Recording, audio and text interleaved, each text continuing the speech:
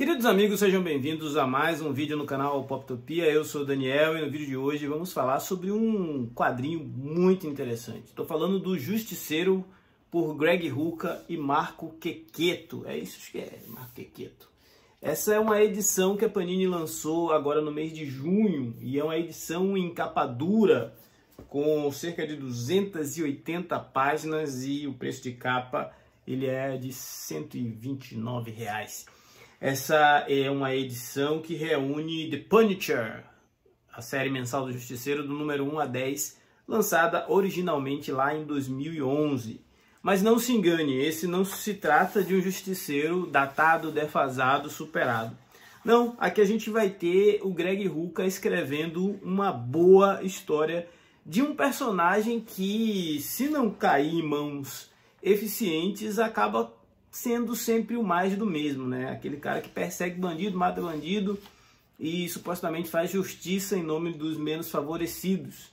Acontece que, nesse caso, o Greg Rucka cria todo um plano de fundo para o Justiceiro entrar em ação. E essa é uma história, esse primeiro arco, pelo menos, é uma história onde o Justiceiro aparece bem pouco. Esse arco ele não tem nome, né? Aí depois da parte 1 começa Justiceiro 1, Justiceiro a entrevista, Justiceiro Tempos Sombrios, 100 dias depois, o câmbio, o inverno mortal e assim vai se sucedendo até a gente chegar na conclusão desse primeiro grande arco.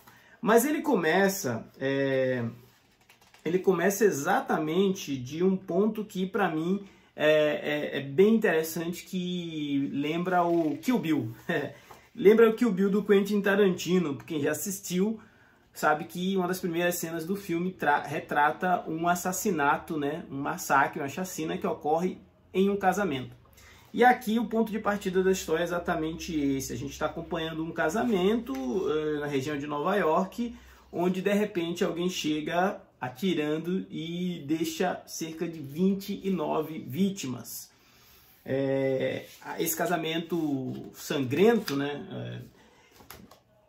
Faz com que a mídia relate muito do que aconteceu, acompanhe muitos eventos e chama a atenção, inclusive, de Frank Castle, que vai investigar os motivos do porquê aquela chacina aconteceu durante aquele casamento. E é aí que ele é inserido na história, mas ele não é inserido já como protagonista. O tempo inteiro a gente vai acompanhar, nesse primeiro momento, a história a partir do ponto de vista de dois investigadores. O Greg Rucka já tinha feito isso, de querer contar uma história sobre um personagem grande da Marvel. Ele fez isso lá no Wolverine, e ele vai inserindo investigadores, ele vai inserindo agentes do FBI, jornalistas, e vai construindo essa história a partir desses personagens para depois colocar o seu protagonista no centro do palco. E a gente conhece então o detetive Oscar e o detetive Walter Boltz. E eles estão de lados opostos dessa investigação. Ambos estão, sim, preocupados e comprometidos em descobrir aquilo que está acontecendo. E aí o Greg Rucka cria um clima quase que daquelas séries policiais, onde a gente acompanha a investigação de casos e tal. E os detetives vão juntando peças e vão chegando a eventuais suspeitos, até uma hora que eles realmente chegam aos personagens que estão caçando os assassinos do casamento. E um desses caras um desses suspeitos é o Justiceiro, é o Frank Castle. Mas acontece que quem encomendou a chacina do casamento não está satisfeito, que a polícia e o Justiceiro estão ali investigando, né? Então a gente vai ver uma série de interesses se sobrepondo nessa narrativa do Greg Rucka, que é uma narrativa bastante densa, mas não é uma densa cheia de texto. As páginas são muito pouco povoadas de texto, tem muito pouco diálogo, né? Os diálogos que tem são aqueles necessários, mas você vê muito de ação, nessa história do Justiceiro.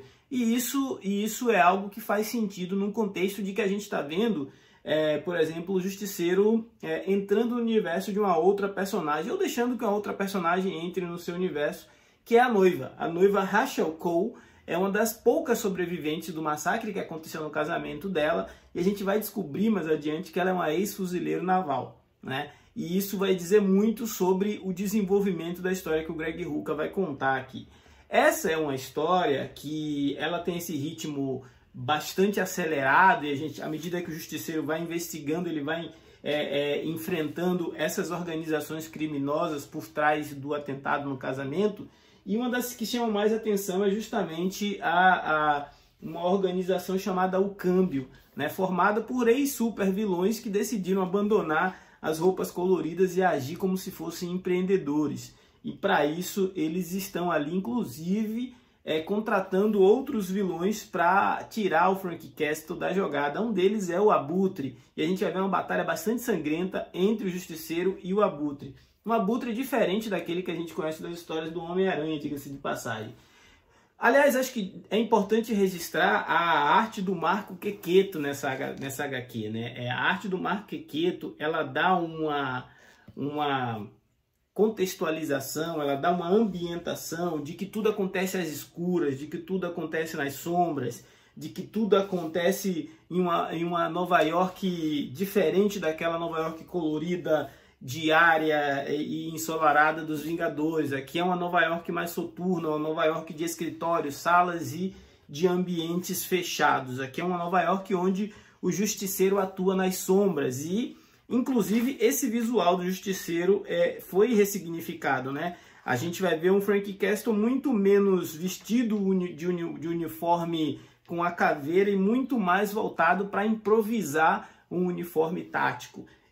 À medida que o personagem vai avançando nessa trama, ou os personagens vão avançando nessa trama, a gente percebe que o próprio Greg Rucka propõe um debate aqui. De um lado, um dos detetives apoia e acha certo o que o Frank Castle faz, e do outro a gente tem um detetive que gostaria de ver o Frank Castle atrás das grades. Por quê? Porque ele entende que o que o Justiceiro faz não é mais justiça, é sim uma vingança particular.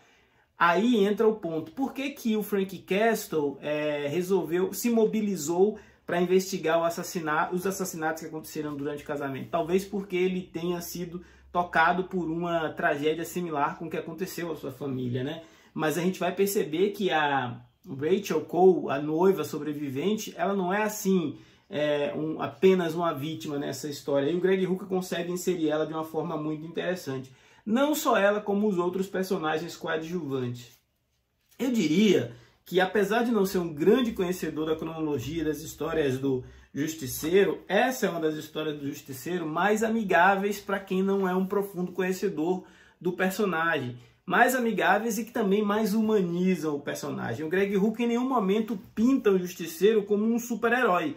Muito pelo contrário, ele é um problema, inclusive, para a polícia de Nova York. Ele é um problema, inclusive, para a comunidade de super-heróis. Em determinado momento, a gente vai ver o envolvimento do Homem-Aranha, do Justiceiro, e de como o discurso desses heróis é difícil de encaixar com a postura, com a agressividade e com a forma, o modus operandi do Justiceiro.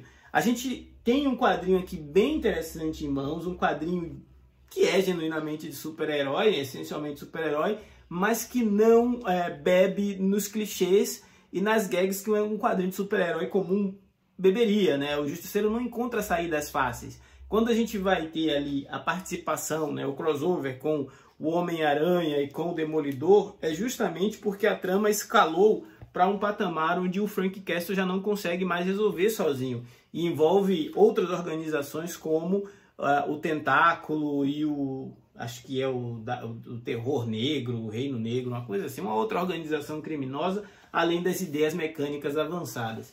Enfim, um quadrinho bem interessante, com uma proposta diferente para um personagem que muitas vezes a Marvel sofre para encontrar um jeito de encaixar ele no seu universo. Um quadrinho do Justiceiro que eu gostei de ler e vou ficar na expectativa do volume 2 sair por aqui para a gente ter essa fase do Greg Rucka completa, já na torcida para que a Panini publique também a fase do Wolverine do Greg Rucka.